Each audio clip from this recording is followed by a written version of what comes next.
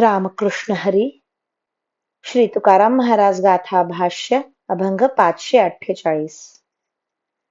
आपुला विचार करीन जीवाशी, काय या जनाशी चाड मज.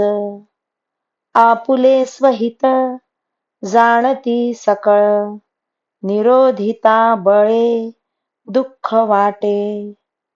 आईको नाईको कथा कोणी तरी, जाऊनिया घरी निजो सुखे.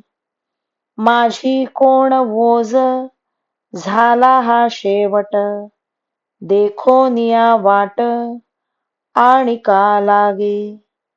तुका म्हणे भाकू आपुली करुणा, जयाची वासना तया फळे. आता मी आपल्या मनाशी आपल्या हिताचा विचार करीन. मला या लोकांशी काय कर्तव्य आहे?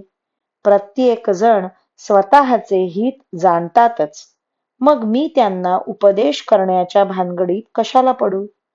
त्यांना संसार करण्यात सुख वाटत असेल तर खुशाल करोत बिचारे.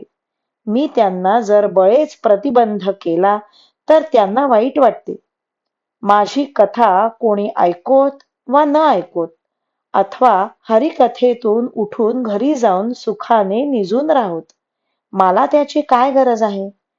दुसरी गोष्ट अशी की माझ्या परमार्थाचा तरी आणखी कोठे शेवट गोड झाला आहे, की ज्यामुळे माझा आदर्श पुढे ठेवून इतर माणसे परमार्थ मार्गाला लागतील. तुकाराम महाराज म्हणतात, आता मी माझ्या हिताकरिताच देवाजवळ करुणा भाकेन.